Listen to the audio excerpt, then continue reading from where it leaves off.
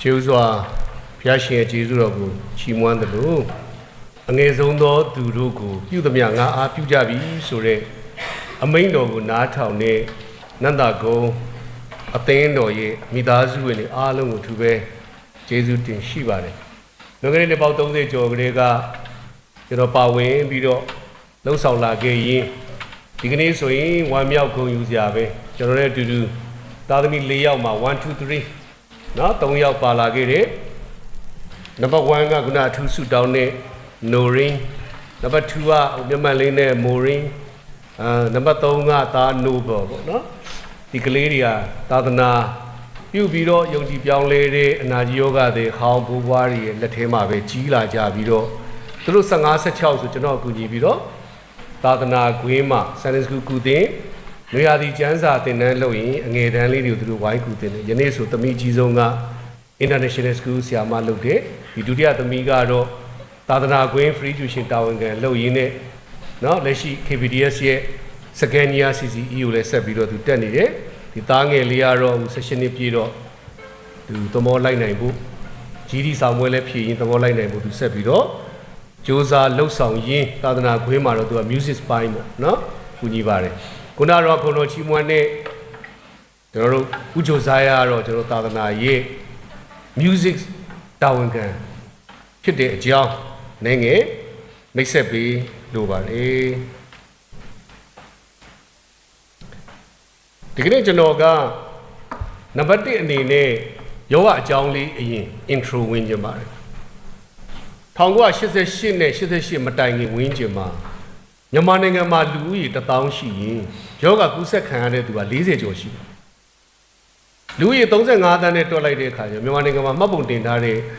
အနာကြီးယောဂတွေဟာ3သိန်းခွဲနဲ့2သိန်းကြားလောက်ရှိတယ်အဲ့တော့အစိုးရရဲ့အနေအထားနဲ့ထိုသူတွေကိုကုသကျဲလှုပ်ဆောင်ရတာအင်မတန်ခက်ခဲလာတဲ့အခါကျတော့အလွယ်ဆုံးနည်းရတော့ယောဂရှိတဲ့သူကိုယောဂမရှိသောသူတွေနဲ့ဝေးရ isolation လို့ခေါ်တယ်တီးသန့်ခွဲထားလိုက်တယ်လိုအပ်ပါမှဆိုရင်ရန်ကုန်နဲ့မိုင်60ဝေးတဲ့ရန်ကုန်ကနေလဲကူကနေဖောင်ကြီးကနေမင်းကုန်းကနေဗဟိုရိုးမာတွေ9မိုင်กว่าတဲ့တောထဲမှာရွာတယ်ပြီးတော့သူတို့ထားလိုက်ပါတယ်ရက်ကွက်10ခုရှိတယ်ကျွန်တော်တို့ကြည့်ရှုပြုစုတဲ့မိသားစုဝင်တွေအများစုကတရက်ကွက်ဆိုတော့ရိုးမာရဲ့ဟိုအတွင်းထဲအစွန်ဆုံးရောက်တယ်ဒီဘက်မှာပြုစုထားတဲ့ Roman Catholic ကကျတော့2ရက်ကွက်မှာရှိတယ် YC ကကျတော့ဆရာကြီးဒေးဗစ်ရုံးမို့လို့ပြုစုထားတဲ့မိသားစုဝင်တွေက9ရက်ကွက်မှာရှိတယ်နောက်ဆုံးတည်တဲ့8ရက်ကွက်ကတော့ရွာရဲ့ဝင်ချင်းဘက်မှာဆိုတော့အခုလက်ရှိဆိုရင်ဆေးရုံစာသင်ကျောင်းနောက်ပရာဟိတမြစ်တာပရာဟိတဆောင်ရှိတဲ့နေရာဆိုတော့သူကတော်တော်လေးနေရာကောင်းတဲ့နေရာပေါ့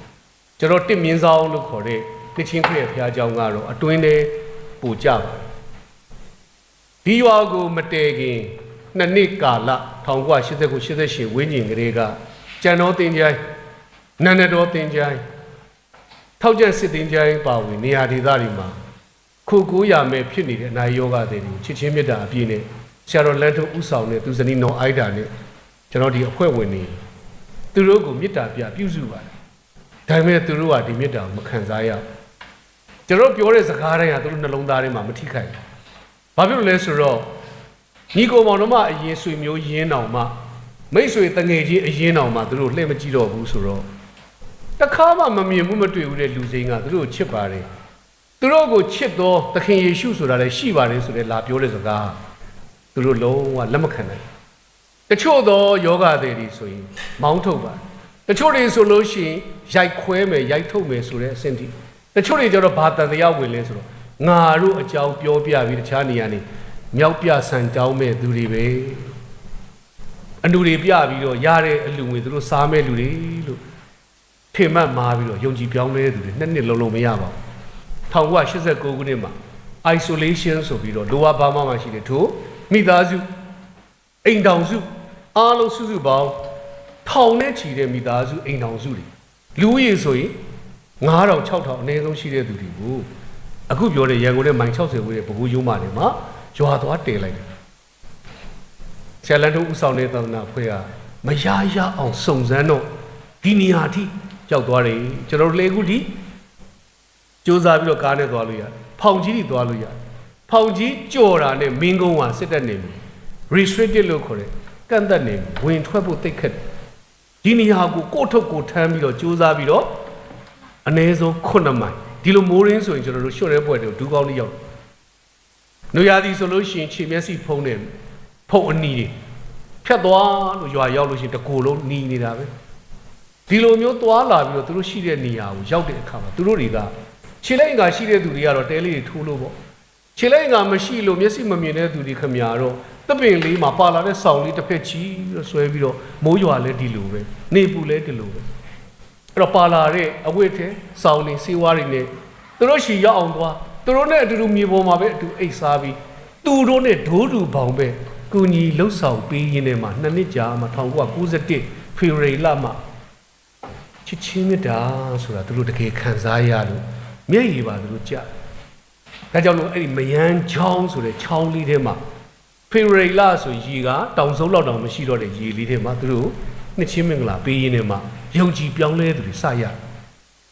ဒီလိုနဲ့ယုံကြည်ပြောင်းလဲမှုနည်းနည်းချင်းရလာတဲ့အချိန်မှာပဲ1995ခုနှစ်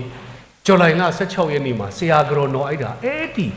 သူတို့နီးတူပဲသူတို့ရဲ့မိဘတွေသူတို့ရဲ့တငယ်ချင်းတွေမိတ်ဆွေအပေါင်းတွေအဲ့ဒီနယ်မြေကအင်မတန်ဆိုးတဲ့ cerebral malaria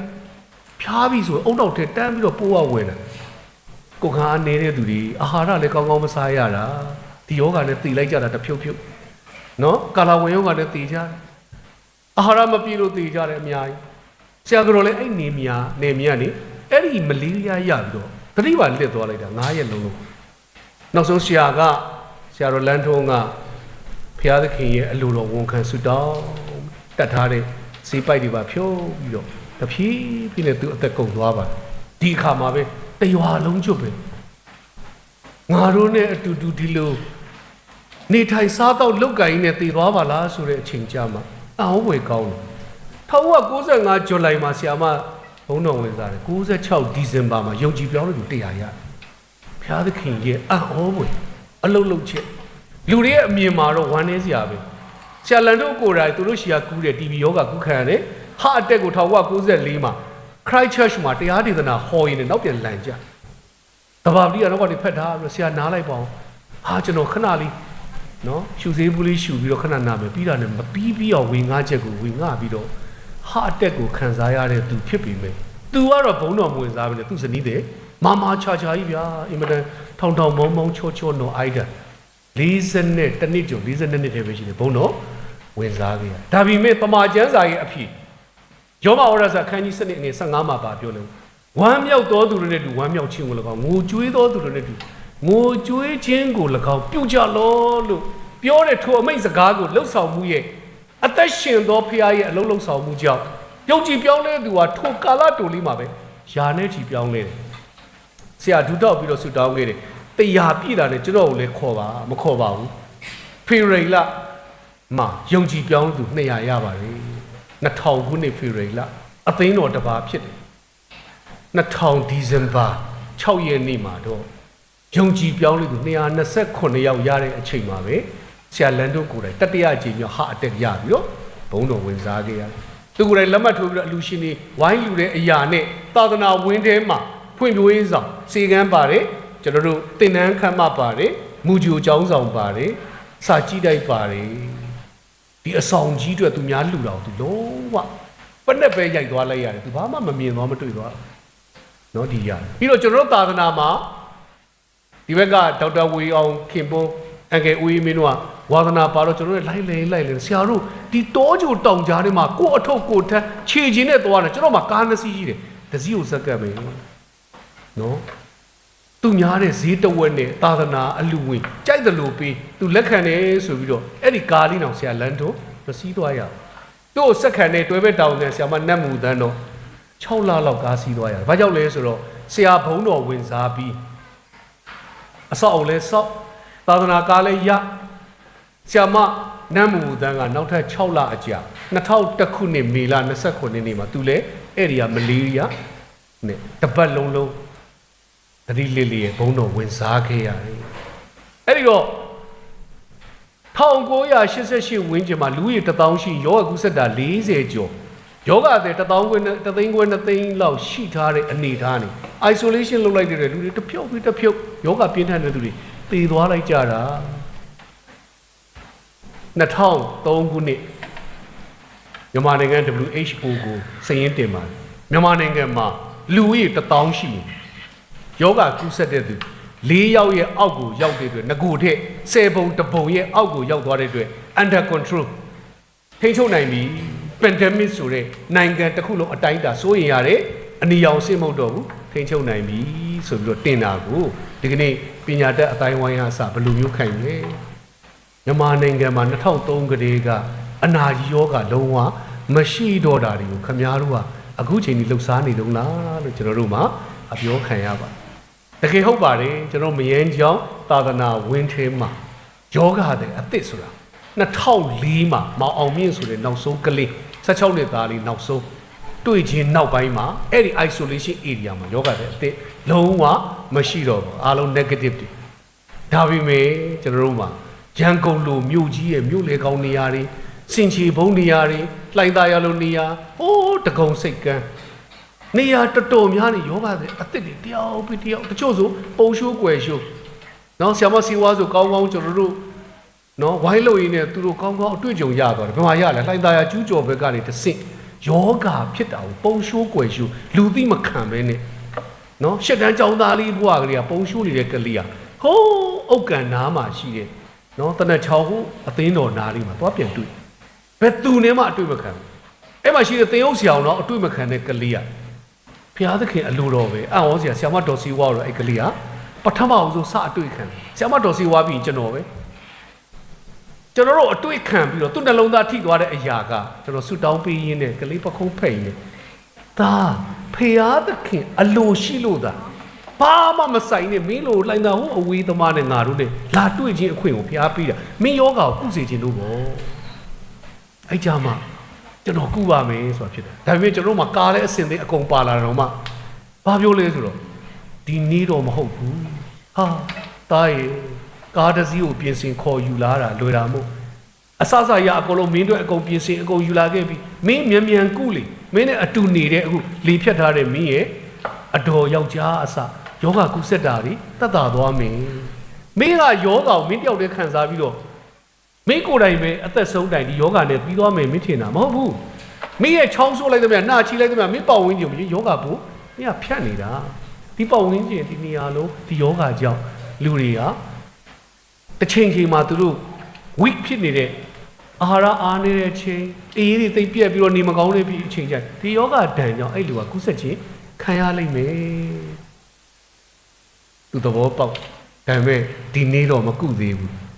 သူပြန်ခုတောင်းတယ်နောက်ထပ်တဆရာတို့လာပါဦးဘယ်လိုလာရမလဲကျွန်တော်ဘသူမှမမြောင်လုပ်ပြီးမှကျွန်တော်လိုက်ခုမယ်လက်ခံပါလာတဲ့အုတ်ထုတ်သူခေါင်းမှာစောင်းနော်နောက်တစ်ခေါက်ကျတော့ဗါလေနေကာမြတ်မှန်ခေါင်းမှာတက် mask ကိုတက်လက်ရှိဝိဘောင်းမီရှိဝိရှုဖနစီကားမှာသူအလဲမှာထိုင်ဘေးမှာကျွန်တော်ထိုင်ဒီဘက်မှာဆရာမစီဝါတို့ဦးကျော်သားတို့ဝိုင်းထိုင်ပြီးသူ့တော့တူတူလေးနားချရတယ်တကယ်ကုသပြီးမဲ့အထူးကုဆရာဝန်ကြီးဒေါက်တာလင်းထက်သူ့အခန်းထဲမှာတော့အဝတ်တွေချွတ်ပြပြီးတော့တေချာသားရဲ့အနာရောဂါပြပြီးတော့ကုရမှာတယ်အဲ့ဒါသူလက်ခံတယ်ကြံတဲ့သူတွေအမြင်မခံနိုင်ဘူးတဲ့ကျွန်တော်တို့ဒီကလေးရဲ့ပိုးဆက်လိုက်တော့ +5 နော်တန်ပေါင်းများစွာ Mycobacterium leprae လို့ခေါ်တယ်နော်1883ခုနှစ်မှာဒေါက်တာဟန်ဆန်ကလူတွေကိုလက်တွေ့ပြတယ်ဒီယောဂဝိနာကန်တာမဟုတ်ဘူးနော်ဖျားရိုက်လို့ဖျားကအပြစ်ပေးပြီးတော့ဘယ်တော့မှကုလို့မပြောက်တဲ့ယောဂမဟုတ်ဘူး microscope နဲ့ကြည့်လိုက်ကောပုံမြင်လေးတွေလိုပဲနာမည်ပါတက် Mycobacterium leprae bacteria နော်ဒီကနေ့ TB ယောဂနဲ့တော်တော်ဆင်းတာ TB ယောဂလိုပဲအသက်ရှူလမ်းကြောင်းနော် bronchitis ဒီဟာတွေတစ်စင်အသက်ရှူလမ်းကြောင်းတွေဆင်ဝင်ပြီးတော့ကူးတာအများဆုံးပဲသူ့ရဲ့အနာရည်တွေကနေထွက်တဲ့ပိုးတွေအများကြီးဒီကနေကူးတာဒါပေမဲ့ဖျားသခင်ရဲ့ပြင်ဆင်မှုဘလောက်အံ့ဩစရာကောင်းလဲဆိုအဲ့ဒီ TB ယောဂပိုးကသူချောင်းဆိုးလိုက်နာချီလိုက်သူ့ပတ်ဝန်းကျင်မှာလေထဲမှာဒီယောဂပိုးကနိုင်နေချီနေပြီးတော့သူ့နီးနားလူတွေကအားနေခြင်းကိုခံအားနေခြင်းရှိတဲ့အချိန်မှာနိုင်ဘိုင်းတွေကိုကူးသွားတာ TB ယောဂအနာယောဂ TB ယောဂနဲ့အကုန်တူပြီးတော့ကူးဆက်တဲ့ပုံစံလည်းအကုန်တူပြီးမယ် လက်ပွန်းတနည်းအတူနေလို့9နှစ်ကနေ10နှစ်လောက်ကြာမှကူးတာဟာလောကမှာယောဂကူးဆက်ဖို့အနည်းဆုံးနဲ့အခက်ခဲစီဖြစ်အောင်ဖះလုပ်ပေးတာလေကမ္ဘာလောကမှာယောဂပေါင်း16000ရှိတယ်နော်ယောဂအသစ်ဆန်းတွေက1986ဆိုအားလုံးသိတယ် HIV AIDS ဆိုဟာလူတွေကြောက်လိုက်တာဒီကနေ့ HIV AIDS ဖြစ်တဲ့လူနာမှာအတူထိုက်အတူစားရဲတယ်ဒီ TB ယောဂပိုးဆိုတာလူတွေအရန်ကြောက်ခဲ့တာအဆုတ်နာယောဂတူတာချီချောင်းဆုလိုက်တာနဲ့အဲ့ပိုးတွေခံစားရလူတွေခုဒုက္ခရောက်သေလိုက်ကြတာဒီကနေ့ TB ယောဂရှိတဲ့သူနဲ့တိမ်နဲ့အတူနေရတယ်စားရတယ်တောက်ရတယ်သွားရတယ်လာရတယ်မကြောက်တော့ဘူးဒီကနေ့နောက်ဆုံးပြောမယ်ဥနောက်ဆုံးခင်းတာနော်ကိုဗစ်အရန်ကြောက်စရာကောင်းတာကူးဆက်တာမြန်လိုက်တာကျွန်တော်အိမ်မှာကျွန်တော်နဲ့ကျွန်တော်သားနေရအောက်ဆီဂျင်သွားကူရင်းနဲ့ကျွန်တော်သားအရင်ဆုံးအဘကြီးမရတော့နှာခေါင်းထိပ်လည်းအေးလာပြီးတော့နေမကောင်းဘူးဘာလို့ဆိုကျွန်တော်နဲ့အတူတူကူညီရင်းနဲ့အဲ့ဒီလူနာရဲ့အိမ်ရဲ့ကျမ်းမြေမှာသူအရန်ပင်ပန်းတော့မိုးလည်းမိတာတော့ကိုလှဲ့မကြည့်နိုင်တဲ့အချိန်မှာသူခဏလေးလှဲလိုက်တာထတော့တကူလုံးကြိုက်ခင်ဟာမင်းကူးပြီရအဲ့တော့မင်းသူများနဲ့ကြံတဲ့သူနဲ့ဝေးနေမသိတဲ့အိမ်အောက်ထက်မှာတယောက်တည်းနေပြီးတော့ကျန်တဲ့အစားတောက်လေးနဲ့တီချာနေပြောနေတဲ့ကြားတယ်ပဲကျွန်တော်အိမ်မှာမိသားစု9ယောက်အကုန်ကူးဆက်ချင်းခံရတလောက်ဆိုးတလောက်ကြောက်စရာကောင်းတဲ့ကိုဗစ်တော့မှဒီမှာရှိတဲ့ကျွန်တော်တို့တွေမကြောက်တော့ဘူးနော်ဒါပေမဲ့လွန်ခဲ့တဲ့နှစ်ပေါင်းမြောက်များစွာတမန်ကျမ်းစာကိုပြန်ကြည့်တဲ့အခါကျတော့ဒုတိယကျမ်းဖြစ်တဲ့ထွတ်မြောက်ကျမ်းအခန်းကြီး4အငယ်6ခွန်မှာကိုကလေးကမောရှေကပြောတယ်ကိုရောကခိုင်းနေကျွန်တော်အဲ့ဒီဣသရေလလူမျိုးတွေကိုဖာရောဘုရင်ရှေ့ကနေ6သိန်းကျော်ကိုတွားပြီးတော့ကြုံဖြစ်ကနေထုတ်ယူဖို့ဘုရားသခင်ကမင်းဦးဆောင်တွားပြီးတော့ဖာရောဘုရင်ကိုအမိန့်ပေးလို့ပြောတယ်ဟာဟိုမှာစစ်တပ်ကြီးကနေတာကိုကျွန်တော်ကြောက်တာပေါ့ကိုရောကျွန်တော်နဲ့အတူပါကြောင်းဘုံတကူတက်တည်ပေးပါဆိုတော့3ချက်ပေးတယ်အားလုံးသိတယ်နံပါတ်1မောရှေမင်းလက်ထဲမှာဘာကြိုင်လဲတိုးချောင်းနဲ့တုံချလိုက်တော့မွေဖြစ်တယ်အမိကပြန်ဆွဲလိုက်တဲ့အခါမှာတုတ်ပြန်ဖြစ်တယ်နံပါတ်1ဒုတိယတစ်ခုမင်းလက်ကိုဝိယုံနဲ့ထည့်လိုက်ပါပြန်ထုတ်လိုက်တဲ့အခါမှာနူးနေတယ်အဲ့နူးနေတဲ့ဥစ္စာကိုဝိယုံနဲ့ပြန်ထည့်ပြီးတော့ထုတ်ပြလိုက်တဲ့အခါမှာပဂရိအသားကြီးအဲ့တော့အဲ့ဒီအခါမှာလူတိုင်းသိတာကနူးတယ်ဆိုတာဘလုံးမကုလို့မပြောက်တဲ့ယောဂဖျားပဲတက်နိုင်တယ်တကယ်ပဲဖျားပဲတက်နိုင်ကြောင်းဖာရောဘင်ရှိမှာမောရှေကဒုတိယသက်သေဖြစ်ပြတဲ့အရာနဲ့လွန်ခဲ့တဲ့နှစ်ပေါင်း3000 4000ကတည်းကဒီယောဂဟာတမန်ကျမ်းစာထဲမှာပေါ်ပြလိုက်တာဟာဘယ်နေရာကြည့်လိုက်သူ့ရဲ့နောက်မှာရှိတဲ့တောလေယာကျမ်းနူနာယောဂကြောင့်ခံစားရတာမီရီအန်ဆိုလို့ရှိရင်မောရှေအမပဲတိုင်ရွေးဘာဖြစ်လဲဖျားသခင်ရွေးကောက်တဲ့သူ့မောင်ကိုဒီကောင်ငါမောင်ပဲသူကြီးပဲနေရာတကာဆရာကြီးလုံနေငါတို့လည်းဆရာကြီးလုံလို့ရတယ်သွားလှုပ်လိုက်တာမီရီယန်ကိုယ်တိုင်လူသွားတယ်တက်ပြင်မှာတစ်ပတ်လုံးအထုတ်ခံရဒီအရာတွေအကုန်လုံးကြည့်ချင်းအပြင်တမိုင်းမှာအနာကြီးယောဂဆိုတာနှစ်ပေါင်းမြောက်များစွာရှိလာခဲ့ပြီးတော့ယနေ့တိုင်ဆိုမြန်မာနိုင်ငံဆိုရင်ကျွန်တော်ခုနပြောတယ်1988မတိုင်ခင်တုန်းကကဘာမှာအနာကြီးယောဂကူးစက်မှုအများဆုံးနိုင်ငံ10နိုင်ငံထဲမှာသူလည်းဘူဆွဲပြီးတော့10နိုင်ငံစီဝင်ခဲ့တယ်နော်အဲ့တော့လူအများစုက2003နောက်ပိုင်းမှာမြန်မာနိုင်ငံမှာအနာရောဂါမရှိတော့ဘူးလို့ပြောတဲ့သူတွေကျွန်တော်ဒီကနေ့ပြောပါမယ်အခုနောက်ဆုံး2024-25ရေထုတ်ပြန်ချက်ကိုကြည့်လိုက်တဲ့အခါကျတော့ကဘာမှာဘူဆွဲတဲ့1 to 10ထဲမှာမြန်မာပါတော့မှာပဲเนาะနံပါတ်1အိန္ဒိယနံပါတ်2ဘရာဇီးနံပါတ်3အင်ဒိုနီးရှားเนาะနံပါတ်4ကျွန်တော်အလွတ်ပြောတာတဲ့ကြည့်ပြောလိုက်ရင်ပိုကောင်းတယ်ဒီယာကွန်ဂိုဘင်္ဂလားဒေ့ရှ်ဆိုမာလီယာအီသီယိုးပီးယားနီပေါနော်မိုဇမ်ဘစ်မြန်မာနိုင်ဂျီးရီးယားမက်ဒါဂက်စကာအခုချိန်ကြီး1 to 10ထဲမှာကျွန်တော်နိုင်ငံအံ့ဩစရာကောင်းတယ်နော်ကြံတဲ့နေရာတွေဒါသူများပြိုင်လို့မရစင်ရဲမွေးတိမ်မှုပြိုင်မလားအစ်စီပဲလူခွေမရဆုံးနိုင်ငံပြိုင်မလားထိတ်ဆုံးပဲဒီကနေ့အနာကြီးယောဂကူးစက်မှုလွန်ခဲ့တဲ့နှစ်ပေါင်း40လောက်တုန်းကလည်း1 to 10ထဲမှာဝင်တာပဲအခုလည်းတစ်နှစ်ကိုတရေဝင်စရင်ထဲမှာတော့မှတစ်နှစ်မှာယောဂတဲ့အနည်းဆုံး2000ကျော်ရှိတဖြားဒီအနာကြီးတိုက်ဖြစ်ရေးရဲ့စီမံချက်မူဖြစ်တဲ့တိုင်းဆရာဝန်ကြီးဒေါက်တာလင်းတက်ကဆရာထွန်းသိတဲ့အတိုင်းပဲကျွန်တော်ပညာရှင်လည်းနေဘတ်ဂျက်လည်းမရှိဝေလည်းမရှိနဲ့လှုပ်ဆောင်နေတာဒီလောက်တစ်နှစ်ကို2000ဝန်းကျင်ကိုတရေဝင်ရတယ်ဆိုရင်ဆရာတို့အနည်းဆုံး10ဆပဲလို့မြန်မာနိုင်ငံလုံးမှာယောဂဖြစ်တရေဝင်မထုတ်ပြန်ရေးလောက်ဒီယောဂတွေကယနေ့တိုင်ရှိနေပါတယ်ဒါတော့မှတဲ့ 1980လောက်မှာယောဂတဲ့ရဲ့တားကနေဆရာဝန်ဖြစ်ထားတဲ့ထေရကဒီယောဂကိုပြောင်းလုပ်ရမယ်ဆိုတော့ multi drug therapy ဆိုတဲ့ဆေးပေါင်းကိုစ조사ပြီးတော့ clofamine နော် rifampicin တို့ကိုတဖြည်းနဲ့တီထွင်လာနိုင်တဲ့အခါကျတော့အရင်တော့အားကိုးရတာ depth DDR depth ဆုံးတို့ penicillin တို့လောက်လေးတစ်ခါဆေးတောက်ရင်9နှစ်စတိုက်တောက်ရတာဒါတော့မှယောဂပြောင်းဖို့90%လုံးပဲရှိခဲ့တာရခင်ခေတ်ကဒီနေ့1980လောက်မှာ research တွေအောင်မြင်လာတော့ဟဲ့ယောဂသိပြီဆေးရှိရမယ်စူးစမ်းတိဆောက်လာ1980မှာ multi drug therapy နဲ့ကုသရမယ်ဆိုသိလာတယ်1980ဝန်းကျင်လောက်မှာတော်တော်အောင်မြင်လာပြီးတော့အလူရှင်တွေဂျပန်ပါဝင်လူရှင်တွေဝိုင်းလို့လုပ်ကြမြန်မာနိုင်ငံမှာတရေဝင်တကယ်ဆုံးစသုံးတဲ့ MDT လို့ခေါ်တယ် multi drug therapy 1995မှာစသုံးဖြစ်ကမ္ဘာမှာသုံးတာကြာလာပြီတကယ်လေကုသအောင်မြင်ပြီဒီကနေ့ကိုခန္ဓာမှာထူကွက်အန်းကွက်လို့ခေါ်တယ်အနီကွက်အဖြူကွက်ဒါပေမဲ့အောင်စရာနော်ဖြစ်ခါစားမှာအဲ့ဒီအနီကွက်အဖြူကွက်တွေဘာမှမရှိဘဲနဲ့ယောဂပူကူးဆက်ထားတဲ့ခါရှိတယ်အဲ့တော့ကျွန်တော်တို့ကညံသုံးရတယ်ဘာသုံးရလဲကျွန်တော်ຫນွေရသည်တင်တန်းလို့ရင်ຫນွေပူပူလောက်လောက်မှာကလေးတွေနဲ့နေ့လေပိုင်းဆိုထမင်းစားတော့ပြီးနာပြီးအေးဖြော်ရေးတော့ပြီးအားလုံးနဲ့ဂိမ်းကစားလိုက်တယ်ကစားတာအကုန်လုံးချိုးတွေတန်နေနဲ့ရှိတဲ့အချိန်ကျော်လာစမ်းဒီဘက်အခန်းထဲကိုဆီယာမတွေဝင်မိန်းကလေးတွေတယောက်ပြီးတယောက်ဒီဘက်တခန်းဝင်ဆီယာမတယောက်ကြည့်တကုံလုံးချွတ်ဒီဘက်ကယောက်ျားလေးအခန်းဆရာကြည့်တေချာချွတ်အောင်စရာကောင်းလောက်တကူလုံးချိုးတွေအကုန်ထွက်တာအရေပြားဆဲနဲ့အောင်ကျော်ကိုတိုက်ခိုက်တဲ့ဘက်တီးရီးယားပိုးဖြစ်တဲ့အခါကျတော့အဲ့ဒီနေရာလေးကပြောင်ပြောင်လေးနဲ့ချွေးမထွက်ဘူးအဲ့တော့သူများတွေသိတယ်လို့အဲ့နဲ့ထိုးစရာမလိုဘူးကျွန်တော်စတီးစွန်းလေးရှိုံနဲ့အဲ့ဒီစတီးစွန်းလေးကတာမန်အသားရည်လေးထိလိုက်လို့ရှိရင်အေးတယ်သူနဲ့စကားပြောနေရင်လည်းအဲ့ဒီရှိနေတဲ့ကိုမတင်ငါဖြစ်တဲ့အကွက်ကလေးရှိတဲ့နေရာတွေကိုအဲ့ဒီစတီးစွန်းအေးလေးဒါမှမဟုတ်ကျွန်တော်တို့မှာစာတင်တဲ့မာကာပင်လေးပဲပြီးအဲ့နားလေးကိုမတိမတာထိလိုက်ပြီးတော့ဟဲ့မင်းကငါထိတာသိလားဟာသိတာပေါ့ကပ်ပတဲ့ချိန်လေတကယ်တမ်းကိုတို့ထိလိုက်တာ9ချိန်သူသိတာ3ချိန်ဒါဆိုရင်သေးကြပြီဒီကောင်6လစီးတက်ရမယ်တခါကျအံ့ဩစရာကောင်းတယ်ဒီအရေပြားဆဲတွေအောင်ကျိုးဆဲတွေကို9နှစ်ကနေ10နှစ်ယောဂပြိုးလို့တိုက်ခိုက်လိုက်တဲ့အရာဟာသူ့ကိုယ်ခန္ဓာထဲမှာအနည်းဆုံး +1 +2 လောက်ထိယောဂပိုးကပြန့်နေတယ်ဒါပေမဲ့ဘယ်မှာမှတွင်ပြင်လက္ခဏာဘာမှမပြဘူးဒီယောဂဆက်တဖြည်းဖြည်းချင်းနဲ့သူတိုက်စားနေတယ်သူကိုယ်ခန္ဓာကြရင်ကြတယ်လို့သူဒုက္ခရောက်နေမှာအဲ့လိုနဲ့စစ်ဆေးနေတေချာပြီးဆိုရင်ဒီထက်ပိုတေချာတဲ့နီးကကျွန်တော်တို့ရန်ကုန်စေယုံကြီးရှေ့မှာရှိတယ်အနာကြီးတိုက်ဖြည့်ရေးအောက်ထပ်မှာရှိပါတယ်တခွဲခန်းမှာဟောဒီနေရွက်နော်ဘယ်နေရာမှာမှသူ့မှာအကွက်ထုံကွက်ကျင်ကွက်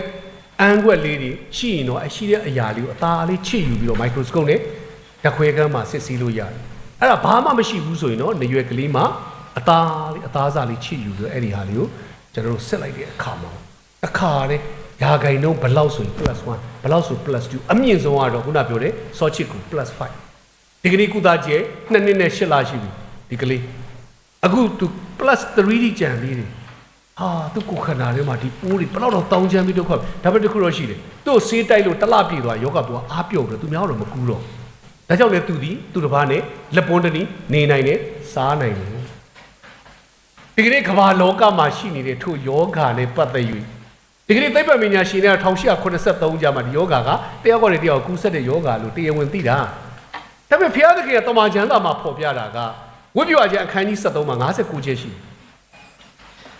ဘယ်လိုပြောလဲဆိုတော့နံပါတ်1ဘုရားသခင်ထံကဉာဏ်ပညာဒါရိုက်ရသောယစ်ပရောဟိတ်အာယုံအနွယ်ကိုယ်တိုင်ထို့သူသည်နူနာဆွဲနေလားမဆွဲနေလားစီစစ်ဆုံးဖြတ်ပါဒီကနေ့ဆိုရင်ကျွမ်းကျင်သောသမားတော်ဒေါက်တာလင်းထက်တို့လူပေါ့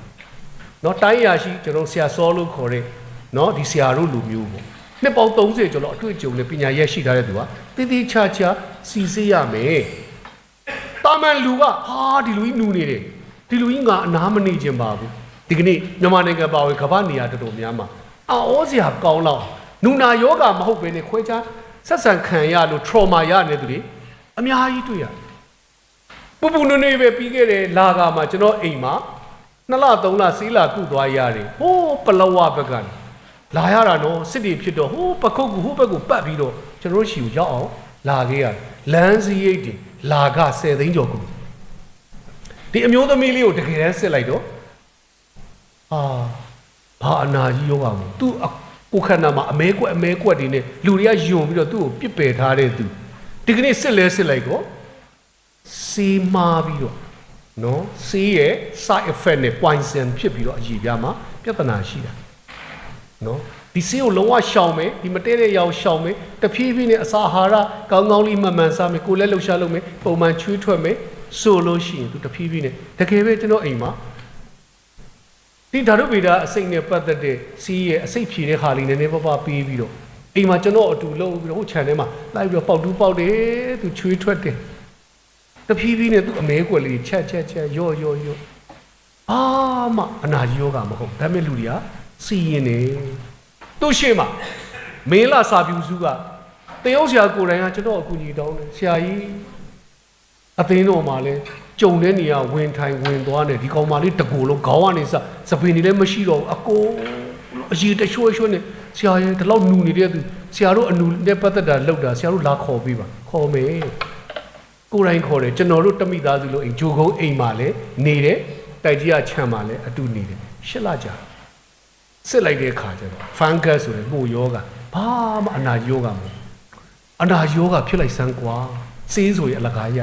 ဒီ MDT ဆိုတာအစိုးရရဲ့အစီအစဉ်နဲ့ကျွန်တော်တို့သူ့ရဲ့မှတ်ပုံတင်နာမည်လေးစင်းသွင်းလိုက်တယ်လေတခါတလားစာစီးသွားထုတ်လို့ရတယ်ဒါပေမဲ့ဒီကနေ့သူဖြစ်ပေါ်တဲ့အရေးပြားနဲ့ပတ်သက်တဲ့မှုယောဂအတွက်ကျတော့တခါစီးဝယ်3သိန်းခွဲမလီအဲ့3သိန်းခွဲကနှစ်ပတ်ပဲ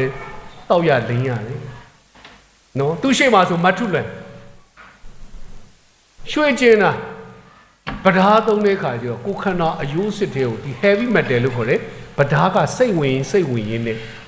သူ့ရဲ့အရေးပြားတွေက6ကားပြီးတော့အကွဲပြီးတော့အရေးတွေရွှဲနဲ့ပုတ်တယ်လို့နန်းတယ်လို့အယိုးတွေကကွေးကောက်အဲ့တော့သူ့ယောက်ျားကကလေးတလေးနဲ့စွန့်ပစ်သွားဟာကျွန်တော်တို့မှာဗမာပြည်ကိုခေါ်လာကရှင်ပြည်ကနေရောက်ပြီးတော့စစ်လိုက်တော့အဲ့ခေတ်တော့ဒါကြော်လက်ထက်ဘာအနာကြီးယောဂမမဟုတ်ဘူးဓာတုဗေဒအစိတ်တခုတော့ရှိတယ်အဲ့ဓာတုဗေဒအစိတ်ကြောင့်အဲ့1990ကျော်လောက်မှာသူ့ရဲ့စီးဘိုးကလေတပတ်ကို3000ကုန်ဟာအဲ့ဒီခေတ်တုန်းကအားလုံးသိတဲ့အတိုင်းပဲအစာပြေစားရင်တော့မှ2ကြက်နဲ့စားလို့ရတဲ့ခေတ်မှာသူ့အတွက်စီးဘိုးကတပတ်ကို3000ကုန်လေဆရာလန်းထုံးဆိုရင်ရည်စရာပြောတယ်အမလီထုလွန်ရဲ့တကယ်အနာကြီးစစ်ဖြစ်လိုက်စမ်းပါဟဲ့အဲ့အကုန်လုံးစီးဝါအလကားရငါမှထမင်းမဲ့အလကားကျွေးရမှာဒီကနေ့ဒေါ်ထုလွန်ဓာတုဗေဒအစိတ်ဆိုတော့10နှစ်လုံးလို့သာသနာဝင်းထဲမှာသူနေထိုင်ပြီးတော့ကောင်းတဲ့ပုံသက်သေးလေးနဲ့နေသွားရင်နောက်ဆုံးဓာတုဗေဒအစိတ်ဆိုတည်နောက်ဆုံးတည်သွားခဲ့ရအနာယောဂနဲ့ကြာတော့မတည်ပါဘူးခင်ဗျာကျွန်တော်အဖွာဖောပြီးခဲ့တဲ့နှစ်ကမှလူကြီးယောဂ69နှစ်ထိနေသွားတယ်ကျွန်တော်သာသနာဝင်းထဲမှာမော်လမြိုင်တောင်ဝိုင်းမှာစီကွာကုသအကုန်လုံးပျောက်ကင်းနေနေကြမရှိကျွန်တော်ခေါ်လာလို့မုံမျိုးသမီးတွေကရင်မျိုးသမီးတွေဗမာမျိုးသမီးကလားမျိုးသမီးတွေလူမျိုးစုံပဲသာသနာဝင်းထဲမှာထားပြည်သူဆောင်လျှောက်တာနော်အသက်တွေရှည်လာလိုက်တာမြန်ချောင်းကြေးရွာမှာအရင်တော့1989 90တလျှောက်မှာတကြံပြီးလို့နှစ်ဆန်းတည်းရဲနေမှာဘိုးဘွားကတော့ကျင်နေဆိုရင်သူတို့သတ်မှတ်တဲ့အသက်က60အသက်60ဆိုသူတို့ကတော့အဲ့ဒီအသက်60ကလည်းကျွန်တော်သာသနာဝင်းထဲမှာပဲ3ယောက်ပဲရှိတယ်အဲ့ချိန်တော့ဟာတိတ်မကြောက်ကောင်းမွန်ကျွေးကောင်းမွန်စီးကူကောင်းမွန်ချက်ကတ်လုပ်ပြီးတော့သူတို့ကိုလှုပ်ပေးလာလိုက်တာဟာ65နှစ်ကျော်လို့ပြောင်းသွားတယ်တိတ်မကြပါဘူး80ကျော်လို့ပြောင်းသွားဒီကနေ့မြန်ချောင်းရွာမှာလေဘိုးဘွားသူတို့ကတော့ကျင်တယ်ဆိုရင်အသက်80ကျော်သတ်မှတ်တာတော့အားလုံး80ကျော်ရှိအယောက်80ကျော်ရှိအမလီအများကြီးတော့မပေးနိုင်တော့လူများလွန်းလို့တယ်ဒီလိုဖြစ်လာတဲ့အကြောင်းရပါလေချစ်ချင်းမေတ္တာဒီကနေ့တမန်ကျမ်းစာမှာခုနပဲဖတ်သွားတယ်ရှင်ယောဟန်ဩရစာပထမစာဆောင်အခန်းကြီး4အငယ်9နဲ့10ကိုဖတ်လိုက်တော့နောက်ဆုံးမှပြောတာတော့ဘုရားသခင်ကသူကိုယ်တိုင်ချစ်ချင်းမေတ္တာဖြစ်တယ်လို့ပြောတယ်ချစ်ချင်းမေတ္တာမှာရှိတော်သူဟာဒါလေဘုရားသခင်ရဲ့လူဘုရားသခင်ဖြစ်ပွားစေတော်သူလို့တမန်ကျမ်းစာထဲမှာအတိအလင်းပြောတာလေဒီကနေ့ကျွန်တော်တို့ဒေါက်တာအာဘတ်ရွှိုင်ဆာအကြောင်းစဉ်းစားကြည့်အောင်ဂျာမန်လူမျိုးဖြစ်တယ်ခုနှစ်နှစ်ကလေးကဖီယနိုနဲ့ပတ်သက်လို့နာမည်ကြီးလွန်းလို့ဟာလူတကာလာကြည့်တယ်ဒီကလေးတော်လိုက်တာဘလောက်တော်လဲဆို24နှစ်ပဲရှိသေးတယ် philosophy နဲ့ theology မှာ PhD ဘွဲရပြီးတော့တက္ကသိုလ်မှာဆရာကြီးဖြစ်စနေရလဲဟိုဖះเจ้าဖိတ်ခေါ်ဒီဘက်လူသူပရိသတ်တွေကဖိတ်ခေါ်သူသွားတီးလို့ရှိရင်ဝိုင်းပြီးတော့ဆုချလိုက်တာနေတာမဟုတ်ဒါပေမဲ့အာဖရိကသာသနာသွားတဲ့သူတွေဝိညာဉ်ချက်ကြီးကိုသူသွားကြား အာဖရိကလူတွေကလူလို့နောင်ပြောလို့လေဘာဖြစ်လို့လဲဟာနူနာအနာကြီးယောဂကြောင့်ကုသမဲ့သူမရှိဘဲနဲ့ဖြစ်နေတဲ့သူတွေကလည်းအများကြီးတီဘီယောဂကူးဆက်ပြီးတော့တည်ကြတာလည်းတစ်ဖြုတ်ငှက်ဖျားယောဂနဲ့လည်းအများကြီးအာရမပြေဝတဲ့ဂျာထဲမှာကာလာဝမ်ယောဂတွေဖြစ်ပြီးတည်ကြအများအဲ့ဒီနေရာအတွက်ကျွန်တော်တို့လူရိုးသာသနာပြုတဲ့စေးပညာတက်မြောက်တဲ့ဆရာဝန်သူနာပြုတွေကိုတိုင်သာသနာပြုရင်သိကောင်းပါပဲလို့ခေါ်တယ်ဝင်ကားချက်ကိုကြားတာနဲ့တက္ကသိုလ်ရဲ့ဆရာကြီးဖြစ်ပြီးနာမည်ကြီးထင်ရှားနေထို့ဒေါက်တာအဗတ်ရွှိုင်ဆာကစေးတက္ကသိုလ်ပထမနှစ်ကိုစင်းသွားသွင်းတယ်ကျွန်တော်ပထမနှစ်ကနေပြန်တက်ခွင့်ပြီးတော့၈နှစ်လုံးနော်ဒီအပူပိုင်းဒီသားရဲ့အထူးကုဘွဲရတဲ့အထီကို၈နှစ်လုံးအပတ်တကုတ်ကြိုးစားတယ်သူ့ကိုချစ်သူကလည်းသူနာပြုအတက်ကိုတက်ပြီးတော့လင်မယားနဲ့ပိုင်ဆိုင်သမျှအကုန်ရောက်စေဝါးတွေစစ်ပစ္စည်းတွေအကုန်ဝယ်ပြီးတော့သမောကြီးနဲ့အာဖရိကကိုချီတက်ခဲ့တယ်အာဖရိကကို1903ခုနှစ်ကနေစပြီးတော့တဲထိုးပြီးတော့စေဝါးကုသလှုပ်ဆောင်လိုက်တာ1914မှာပထမကမ္ဘာစစ်ဖြစ်တယ်ဟာဂျာမန်စပိုင်မဲဆိုသူတို့တွေထောင်သွင်းအောင်ချုပ်ချခဲ့ထောင်ထဲကနေစစ်ကြီးပြီးလို့လွတ်လာတော့လေလုံးဝလက်မလျှော့အာဖရိကကိုပြန်သွားတယ်ဒီအာဖရိကကိုတေတပံတက်ဆုံအသက်80ကျော်ထိလှုပ်ဆောင်တဲ့အတွက်ဒီကနေ့တိုင်ဒေါက်တာအဗတ်ရွှိုင်ဆာတီထောင်တဲ့ဒီကနေ့ဆိုရင်အဲ့ဒီစီးရုံရဲ့ကွန်ပေါင်းစီးရုံဝင်းကြီးကအရင်တော့လို့တဲတန်လျာကြီးတွေမဟုတ်တော့တကယ်ကိုအစင်မြင့်စီးရုံကြီးတွေဖြစ်သွားခဲ့ဒီလိုပုံစံကမြန်မာနိုင်ငံမှာလည်းရှိပါလေ1828ခုနှစ်မှာဆရာကြီး Jamesနော်အားလုံးသိတဲ့သူ့ရဲ့သမီးကတော့မမSusan Hartsway ပေါ့နော်နာမည်အပြည့်စုံပြောဆရာကြီး James Hartsway ကအမေရိကသာသနာပြုအဖွဲ့ကဆရာကြီးယူရတန်ကိုကူဖို့ဆိုပြီးတော့လွှတ်လိုက်တယ်မြန်မာနိုင်ငံမှာသာသနာလုပ်တော့သူ့သမီးလေးကလည်းပညာတတ်ဆိုတော့သာသနာကျောင်းမှာဆရာမလုပ်တာ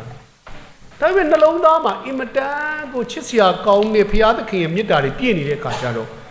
မော်လမြိုင်မှာသာသနာပြုရင်းနဲ့အဖေလုပ်တဲ့သူကတော့မွန်လူမျိုးနေချင်းတွေရဲ့ဖခင်ကြီးဖြစ်သွားပြီးတော့သမီးကကြတော့အဲ့မှာသူတွေ့တဲ့လမ်းဘေးမှာနေစရာကောင်းမရှိလို့ဒုက္ခတွေရောက်နေတဲ့အနာကြီးယောဂတွေတွေနေထိုင်ဖို့အိမ်လေးတွေကိုသူရှိသမျှနဲ့အကုန်လုံးလှူဒန်းတိဆောက်ခဲ့နောက်ဆုံးအမေရိကမှာစေပညာသွားသင်ခဲ့တဲ့အားလုံးသိတယ်မြန်မာနိုင်ငံပထမဆုံးဆရာဝန်ကြီးဒေါက်တာရှောလူဆိုတဲ့မွန်လူမျိုးကလည်းအဲ့ဒီဆေးရုံမှာဝင်ပြီးကူညီလို့ဒီကနေ့မြန်မာနိုင်ငံမှာဒါမှငါတို့ခရိယန်ကွာဆိုတဲ့ခရိယန်အနာကြီးဆေးရုံအားလုံးသိတယ်မော်လမြိုင်တောင်ဝမ်အဲ့ဆေးရုံကြီးဖြစ်ပေါ်လာတယ်ဆိုတာမမဆူဇန်ဟောက်စ်ဝေးရဲ့နှလုံးသားပေါက်ပွားတဲ့ချစ်ချင်းမေတ္တာဖြစ်တယ်ဒီချစ်ချင်းမေတ္တာဘယ်ရလာလဲ Goddess love ဘုရားသခင်ရှိရလာပါလေဘုရားကိုချစ်တော်ကြောင့်ဒေါက်တာအာဗတ်ရွှိုင်ဆာမိမိတို့ကောင်းလေး easy life နဲ့နေလို့ရနေတဲ့ဂျာမနီလိုနေရာကနေအဲ့ဒီအာဖရိကတောထဲကိုယောဂတောထဲကိုသွားပါလေသူ့အင်မတန်ချစ်မြတ်လို့တဲ့စံတရားတီးစရာမရှိလို့နောက်ဆုံးပြင်ပြားလေးပေါ်မှာမြေပြူလေးနဲ့အဖြူမိသွေးကလေးနဲ့အမေဒါလေးနဲ့သူ့ဘာသာသူစိတ်အာသာဖြည်တန်စီကိုသူ့နှလုံးသားထဲမှာလို့ရနေရာလေးနဲ့သူသချင်းတွေဆက်ခဲ့တယ်အာဖရိကမှာစေးကူရင်နဲ့သူဆက်တဲ့သချင်းတွေကနာမည်ကြီးသချင်းတွေဖြစ်တဲ့အတွက်ဘယ်အတွက်ကောင်းလဲဆိုတော့သူအာဖရိကနေဥရောပကိုခဏပြန်တိုင်းအဲ့ဒီဆက်တဲ့သချင်းလေးတွေနဲ့ဖြော်ပြီးလို့ရလာတဲ့အလူငွေတွေကသူ့အာဖရိကန်နေရာကိုပြန်ပြီးစေးကူတရတဲ့အရာတွေအတွက်အထောက်ပံ့အများကြီးရခဲ့ပါတယ်တမန်ကျမ်းစာမှာတော့ထာဝရဘုရားကယေဘရဟိကိုယ်တိုင်စီရင်ရမယ်ထိုယောဂဖြစ်ပြီဆိုရင်ယောဂတယ်လို့သိတာနဲ့ isolation လို့ခေါ်တယ်လူကောင်းနေနဲ့ခွဲတာဘာကြောင့်လဲဆိုတော့တမန်ကျမ်းစာအဲ့ဒီကလေးကရှင်းနေပြီဒီယောဂသည်လူအချင်းချင်းကူးစက်တတ်တဲ့ယောဂဒီကနေ့တော့အင်္ဂလိပ်လို infectious skin disease လို့ပြောတယ်တမန်ကျမ်းစာလူကနေပေါင်း3000ကျော်4000ကလေးကတရေဝင်ဖော်ပြပြီးသားပြီလူတွေကလက်မခံယောဂဖြစ်ရင်ဘာဝဲမှန်isolation မှတ်ထားတယ် isolation ဆိုတာတမန်ကျမ်းစာဖော်ပြတာယေဘရဟိကတပတ်တာကာလလုံးသူ့ကိုကောင်းတနေရာမှာထားပြီးကောင်းကျွေးကောင်းပြုစုသူ့ယောဂတိုးလားမတိုးလားကိုစစ်ဆေးနေရမယ်ဒီကနေ့ခေတ်စကားနဲ့ဆို intensive care တမားတော်ကြီးကိုယ်တိုင်တိချာကိုဗစ်ဖြစ်တယ် quarantine ဒီကနေ့ isolation လို့မသုံးတော့ quarantine တက်လေးသူခွဲထားတဲ့နေရာမှာပြစ်လိုက်တာမဟုတ်ဘူးကောင်းကုသပြီးတယ်တပတ်ပြည့်လို့ယောဂမတိုးရင်တော့မှနောက်တစ်ပတ်ထပ်တာအဲ့ဒါ quarantine time ပေါ့ quarantine နှစ်ပတ်ပြည့်သွားပြီဆို okay ဒီယေဘရဟိကဘာပြောလဲသူ့ယောဂလုံးဝနူနာမပျောက်ကင်းပြီဒီလိုပျောက်ကင်းတယ်ဆိုတဲ့အရာကို ဝိပ္ပယကျမ်းအခန်းကြီး14မှာ59ချက်ရှိတယ်တေးချာချာပြီးတာဒီပျောက်ကင်းသွားသောသူသည်ဖျားသခင်ရှေ့မှာရစ်ပူဇော်လေတန်ရှင်းသောသူအဖြစ်ဗိမာန်တော်သူတို့ခေတ်ကစကားတော့တဲတော်မှာလူကောင်းနေတဲ့အတူပြန်လဲဝိပ္ပယကိုးကွယ်ရမယ်အခွင့်ကိုဖျားသခင်ကပေးထားပါလေဒါပေမဲ့လူတွေကတော့ isolation မှာပဲရပ်နေတယ်ယောဂဖြစ်တာနဲ့သွားမျိုးပြင်ထုတ်ဓမ္မရာဇဝင်စရရဆောင်အခန်းကြီးခွန်ကြည့်လိုက်မျိုးပြင်မောင်းထုတ်ခံတာလူ၄ယောက်ရှိနော်မျိုးသူမျိုးသားတွေကိုရှုရိတက်ကြီးကဝိုင်းပြီးတော့အစာပြက်ရေပြက်နဲ့ဒုက္ခတွေရောက်လိုက်တာအစာငတ်ရေငတ်နဲ့သေလိုက်ကြတာတဖြုတ်ဖြုတ်အဲ့ဒီခါမှာအပြင်မှာမောင်းထုတ်ခြင်းခံထားတဲ့အဲ့ဒီလူနာ၄ယောက်ကငါတို့ငတ်သိမဲ့အတူတူတော့ဒီလာတိုက်ခိုက်တဲ့ရှုရိတက်မှာပဲသွားတောင်းစားမယ်လေပင်ဖြတ်ရင်လည်းဖြတ်ပါစေဆိုပြီးတော့သွားလိုက်တဲ့အခါမှာရှုရိတက်တွေကသူတို့တီထောင်တဲ့တဲတွေဘာတွေတော့မှရှိထားတဲ့အရာတွေမဖြုတ်နိုင်တော့တန်ဖိုးရှိတဲ့ပစ္စည်းတွေမသေးနိုင်ဘူးအကုန်ထားခဲ့အစားတော့အကောင်းစားတွေအကုန်ထားခဲ့ပြီးတာနူနာ၄ယောက်အဲ့ဒီရှုရိတက်ထားခဲ့တဲ့အစားအစာတွေတန်ဖိုးရှိတွေကိုဘယ်အိမ်ညာအိမ်ထဲပြီးပဲတကယ်ကိုကောင်းတဲ့နှလုံးသားနော်နူတာလူပဲနူတာနှလုံးသားမနူဘူးသူတို့ကိုယ်တိုင်တမန်ကျမ်းစာမှာဖော်ပြသူတို့ကိုယ်တိုင်ပြောတဲ့စကားဘယ်တော့ကောင်းလဲယနေ့ချက်ချင်းပင်ထိုကောင်းတဲ့တင်းကိုမြို့သူမြို့သားတို့ကသွားမကြပြောခဲ့ဘူးဆိုရင်ငါတို့လောက်မရိုင်းတဲ့သူငါတို့လောက်ဆိုးွားတဲ့သူရှိပါအောင်မလားသူချက်ချင်းပင်ထိုသူတို့ဒီမြို့အပြင်ကနေသွားអော်တယ်အားလုံးထွက်လာပြီးတော့ယူငင်စားတော့ကြပါဂျုံတွေလည်းအရှံပဲစားစရာတွေအရှံပဲအကုန်ရှိနေပါတယ်သွားပါလူကောင်းတွေမယုံဘူးနော်ဉာဏ်ပညာရှိတဲ့အမတ်ကဘယင်းရှိရနေလှဲလေးစီတောင်းလို့ကျွန်တော်သိရင်သိပါစီထွက်စုံစမ်းပြရစီသွားစုံစမ်းလိုက်မှဟာတကယ်လို့ပြောလဲပြောလိုက်ကောမြို့တကားဖွင့်ပြီးတော့အဲ့ကြမှာပြေးထွက်ယူငင်လိုက်ကြဒီလိုမျိုးဖြစ်ပြမယ်ဆိုတာပရောဖက်ကြီးအေလိရှိယာထာဝရဘုရားထံကရတဲ့ယူပါယုံအားဖြင့်သွားပြီးတော့ရှင်ဘုရင်ရှိမှသတင်းပေးကြတယ်ရှင်ဘုရင်လည်းမယုံဒါပေမဲ့အနားမှာခစားတဲ့အမတ်တစ်ပါးကပြည့်ရပြူတယ်ခမရလာပြီးတော့ဒီလောက်လူတွေငတ်ပြီးတော့ဒုက္ခရောက်နေတာနောက်နေ့မိုးလင်းတာနဲ့ပေါ်ပေါ်များများအကုန်စားရမယ်လာပြောတယ်ဆိုတော့ပြည့်ရပြူတဲ့အမတ်ကိုပရောဖက်ကြီးအေလိရှေဘာပြောခဲ့သင်သည်ထိုအဖြစ်ကိုမြင်ယုံမျှတာမြင်များသင်စားရမှာမဟုတ်တကယ်ပဲမြို့တကားဖွင့်ပြီးအစားအစာကိုပြေးလွှားယူငင်ကြတဲ့သူတွေကအဲ့ဒီအမတ်ကိုတက်နေပြီးအဲ့အမတ်ကအားလုံးအစားတော့တွေတေကြယူကြစားကြတာကိုမြင်မဲမြင်သွားရတယ်ဘူးမစားလိုက်ရဘူးဒီပုံစံအတိုင်းကဓမ္မရာဇဝင်စရရစာဆောင်အခန်းကြီး9မှာလည်းတွေ့ရတယ်နူနေသောနူနာ၄ဦးရဲ့နှလုံးသားလှတယ်လို့ပဲနူနာဆွဲတဲ့ဗိုလ်ချုပ်နေမှန်အားလုံးသိတယ်ဣသရေလလူမျိုးတွေကိုလာတိုက်ခိုက်ပြီးတော့နိုင်လဲနိုင်ရောအရွယ်ကောင်းလေးတွေကိုကြုံပြူဖို့သူ့ပြည်ကိုခေါ်သွားတာသူ့အိမ်မှာတော့မှကြုံမာလေးထားတယ်ဒါပေမဲ့ဗိုလ်ချုပ်နေမှန်နူနာဆွဲပြီးတော့တကူလုံးအကြီးတရွှေနဲ့ဟာလူမြင်မကောင်းသူမြင်မကောင်းရှင်ဘီအင်မတန်အားကိုးရတဲ့ဗိုလ်ချုပ်ကြီးဟာလူရှိသူရှိမထွက်နိုင်တော့အောင်သူ့တိုင်းပြည်ရဲ့အတော်ဆုံးစေသမားတို့နဲ့ဘလောက်ကူအနာပူတိုးပွားပူဒုက္ခရောက်ဒီလိုလူမျိုးကိုအဲ့ဒီကြုံပြုတ်ခံရတဲ့ကြုံမလေးကဘိုလ်ချုပ်ကိုပြောပါဘိုလ်ချုပ်ရဲ့ဇနီးတွေသွားပြီးနားချကျမတို့ပြည်မှာထာဝရဘုရားကြီးလူရှိတယ်ပရောဖက်ကြီးအေလိရှေသူရှိတာသွားလို့ကတော့ယောဂလုံးဝပြောင်းမယ်ငါတို့ကိုဒုက္ခပြီးတာငါတို့ကိုကြုံပြုတ်တဲ့လူနုပါစေဝဲပါစေသေပါစေဆိုတဲ့ရုပ်မာတဲ့စိတ်မရှိဘူးလောကမှာဒါကြောင့်ပြောတာအရာရာတိုင်းကချစ်ချင်းမေတ္တာနဲ့ပဲဆုံးဖြတ်ယူဆသွားဖို့အရေးကြီးတယ်ထာဝရဘုရားပြောတဲ့ဝိပ္ပယကျမ်းမှာ59ချက်လုံးဒီလိုဖြစ်မှနူနာဖြစ်ရင်ဒီလိုတီးတဲ့ခွဲထားတဲ့အချိန်မှာ intensive care ဒီလိုမျိုးကြည့်ရှုစောင့်ရှောက်တပတ်တာပြည့်လို့အနာမတိုးပွားရင်နောက်တစ်ပတ်ထပ်တာနောက်တစ်ပတ်မှာလုံးဝပျောက်ကင်းပြီဆိုတာလေရစ်ပူဇော်လေးထို့သူဒီတန်ရှင်းခြင်းအခွင့်ပြန်ပေးပါလို့ထာဝရဘုရားကလောဆိုတဲ့ဥပဒေသားတွေကိုမောရှိအားဖြင့်ပြသပြီးမယ်လူတွေကအဲ့ဒီ laws တွေကို without love ချစ်ချင်းမေတ္တာမပါဘဲနဲ့ဆုံးဖြတ်လုပ်ကင်ပါတယ်ရှင်ယောဟန်ခရစ်ဝင်အခန်းကြီး8အငယ်4ကနေ8ကိုဖတ်လိုက်တဲ့အခါမှာပို့ပြီးတော့တွေ့ရတယ်တခင်ယေရှုကြီးကိုဖောက်လွဲဖောက်ပြန်လုပ်တဲ့အဲ့မိန်းကလေးကိုပါရီရှဲတွေကဖမ်းပြီးတော့ဓမ္မလက်ပူးလက်ကျက်မိလာတယ်တခင်ခမည်းဆုံးဖြတ်ဒီလူကိုမောရှိစီရင်နဲ့ပြည့်ညတ်တီတရားအရာဆိုကြောက်ခဲနဲ့ပြစ်ပေါက်တတ်မှာကဲကျွန်တော်ဘယ်လိုလုပ်ခမည်းပြော yes လား no လားတခင်ချက်ချင်းမဖြေတော့ကောင်းတယ်ပြောဟာဒီကောင်ကြီးဘေးကျက်နံကျက်ဖြစ်ပြီ yes လို့ဖြေလေတခင်ယေရှုဟာဒုက္ခရောက်မှာပဲ no လို့ဖြေရင်လည်းဒုက္ခရောက်မှာပဲ no လို့ဖြေရင်ဘာဖြစ်လဲ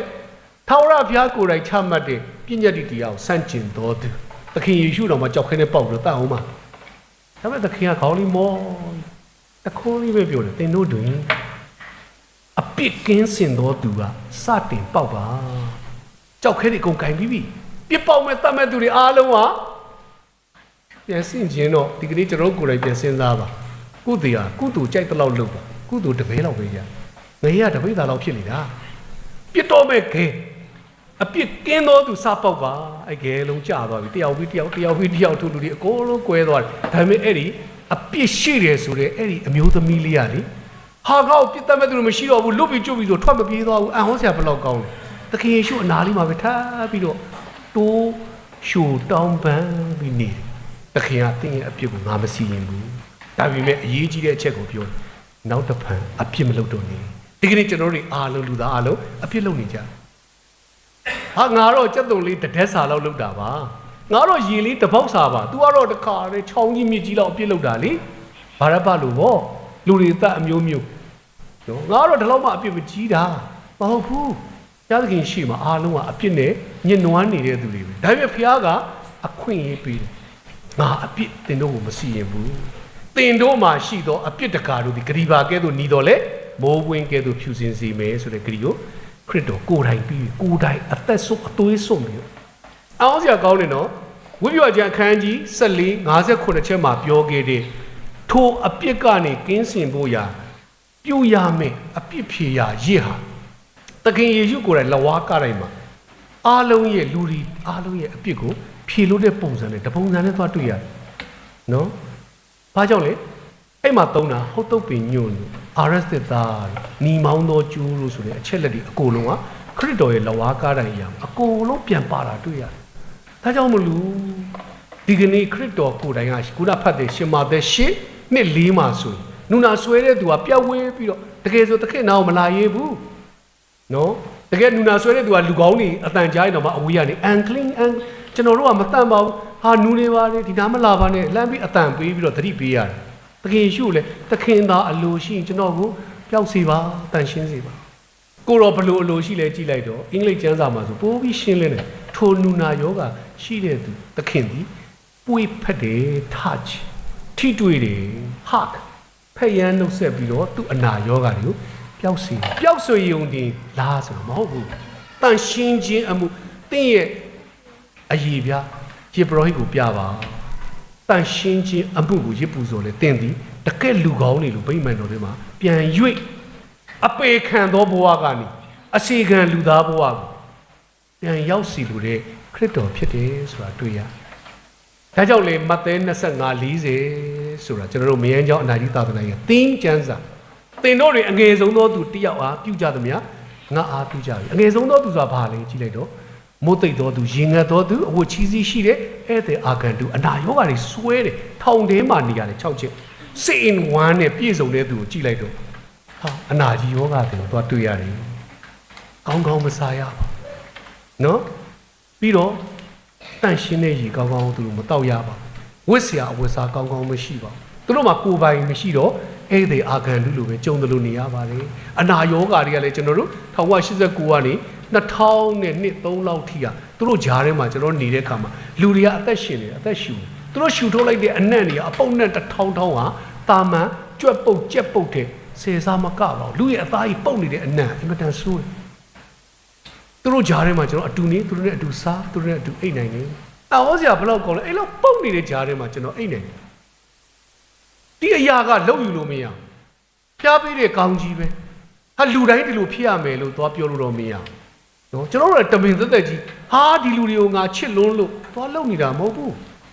တကယ်သွားတာကကိုတက္ကသိုလ်ကျောင်းသားလေးဒီကလေးတွေကိုစာသွားတင်မယ်သူတို့အတူသွားအိတ်သွားဆိုင်နဲ့စာလေးတင်ဒါလေးလုပ်တာဒီလိုကနေလိုအပ်ချက်ကြောင့်ဓမ္မပညာတာဝန်ခံလုပ်ရတယ်တွဲဘက်အတွင်းမှုလုပ်ရတယ်တွဲမှုလုပ်ရတယ်ဒုက္ခရလုပ်ရတယ်ဒီကနေ့သာသနာဥက္ကရာဖြစ်လာတယ်ဒီကနေ့လှုပ်ဆောင်သွားတဲ့သူတိုင်းကြည့်လိုက်အန်တီမေရီကြီးမောင်ဆိုတာသာသနာမှာဆရာလန်းတို့မရှိတော့တာဝန်ယူဥက္ကရာကြီးလုပ်ရတယ်သူကဘိုးချုပ်ဈေးမှာဖက်ရှင်ဆိုင်ကြီးနဲ့တထေးမကြီးဟာသူ့အိမ်ချံဝင်းထဲမှာကာလီ9-6စီးရှိတဲ့တထေးကြီးဒါပေမဲ့ဒီလောက်ချမ်းသာတဲ့တထေးမကြီးကဆရာလန်းတို့2000မှာဘုန်းတော်ဝင်စားလဲဝင်စားအဲ့ဒီနယ်မြေထိရောက်အောင်သွားပြီးတော့ဒီလူဒီကိုပြုစုစောင့်ရှောက်ရင်းနဲ့တရက်ဆိုရင်ဥတန်တိုင်းဆိုတာမော်လမြိုင်တောင်ဝိုင်းမှာစေးကူးတာပြီးတော့ပျောက်ပြီးတော့ပို့လိုက်တဲ့အသက်အကြီးဆုံးအဘိုးဥတန်တယ် အားရနေပြီးတော့နေမကောင်းဖြစ်လိုက်တာအထက်ကအောက်ရှော့ဝမ်းနေပါပြတ်တော့ကျွန်တော်တို့ကသူ့အတွက်လိုအပ်တဲ့အရာလေးယူဖို့ဆိုသူ့ကိုထားတဲ့အိမ်လေးကနေဒီဘက်ကိုပြန်လာတဲ့အချိန်လိုအပ်တဲ့သူ့ရဲ့အဝတ်ပိုတို့ပစ္စည်းတို့ယူပြီးတော့ပြန်လာတဲ့အချိန်မှာအန်တီမီရီရဲ့လက်မှာဘာလုပ်ထားလဲဆိုတော့တန်ရှင်းအကုန်လုပ်ပြီးတော့အဝတ်စားလဲပြီးတဲ့အချိန်မှာ bridge ဆိုတခါတည်းဖျက်နေဝမ်းနေထွက်တော့အန်တီမီရီကဘာလို့လဲလက်နဲ့ခံလာတွေ့ရတယ်ကျန်းစာကြောင်းတက်ကာစားတချို့ဆရာမလေးတွေလာကူညီနေအဝေးရကြည့်ပြီးတော့သူနှလုံးသားမှာဟဲအန်တီကဘာပြောလဲဆိုကျမတဲ့သားသမီးအရင်နဲ့တော့အိမ်မှာကျမစားတဲ့ဇုံခင်ကျမသားသမီးမကန်ရအောင်ကျမတောက်တဲ့ရေခွဲသူတို့ဝင်တောက်လို့မရအောင်ကျမတို့အဲ့လောက်ထိစီးစနစ်နဲ့နေပြီးတော့အင်မတန်ယွန်တက်တာကျမလေးတဲ့ဒါပေမဲ့ဘုရားသခင်စေခိုင်းတဲ့အခါကျတော့ထိုယောဂါတဲ့ဖျားနေ bridge ဆိုထွက်သွားတဲ့ရောက်ဟဲရုပ်တရက်သူဘာမှမစင်စားမိဘူးလက်နဲ့ဒီလိုခံတာဒီလိုလုံနိုင်နေမြစ်တာဘုရားလာလေဘုရားသခင်ရှိရပဲလာပါတယ်ဒီကနေ့ဆရာလန်းထုံးဆရာမတို့အိုက်တာတို့သူတို့ဘာသာသူချင်းချင်းအသိတော့တေးအောင်ဆရာကောင်းကောင်းလေးသူတို့လုံနေလို့ရဒါပေမဲ့ဒီစိန်ခေါ်တန်ထိုနူနာသေးတွေကိုဘသူတွေကကြည့်ရှုမလဲပြုစုမလဲဘသူတွေကနှစ်ချင်းမင်္ဂလာပေးမလဲဟာကျွန်တော်ရှိပါတယ်ဆိုပြီးစက္ကပ်လှုပ်ဆောင်ခဲ့တဲ့အရာမှာတေးသားတေးသွားရောဆရာလန်းထုံးတို့မှာကိုပိုင်မြေကိုပိုင်အိမ်ကိုပိုင်ကားမရှိပါဘူးသူဖုံးဝယ်ဖို့ဆိုလှူလိုက်တဲ့ပတ်စံလည်းဒီထဲပဲရောက်တယ်သူနှလုံးယောဂါတွေခွဲစိတ်ဖို့ဆိုလှူလိုက်တဲ့ပတ်စံသိန်းကနန်းလည်းဒီထဲပဲရောက်လူတကာမြင်တယ်လို့မြောက်ပြဆန်တောင်းပြီးတော့လှုပ်ရှားနေတဲ့သူတွေပါကွာလို့အမျိုးမျိုးပြစ်တင်ခြင်းခံရတဲ့အရာတိုင်းကိုအသက်ပေးသွားတဲ့နောက်မှာလူတွေကသိသွားတယ်ထိုလူသိသွားတဲ့ခါမှာသူ့သားမြေးတွေဘာခြံထားသလဲဒီကနေ့ခြံထားတဲ့အရာကထာဝရဘုရားကိုချစ်တဲ့ချစ်ချင်းမြတ်တာကခြံထားတယ်ဆိုတဲ့အကြောင်းကိုဝေငှရင်ကျွန်တော်အားလုံးလဲထာဝရဘုရားကိုချစ်တော်သူတွေဖြစ်လျက်ထိုအငယ်ဆုံးသောသူတွေကိုမေတ္တာပြလေကိုတော်ခရစ်တော်မိန့်ကြားတဲ့အတိုင်းပဲအငယ်ဆုံးသောသူကိုပြုစုကြပါစို့လို့ဝေငှပါတယ်အားလုံးပေါ်မှာဘုရားရှင်ကငြိမ်သက်ခြင်းကောင်းကြီးမင်္ဂလာများပြည့်ဝခံစားပါစေအာမင်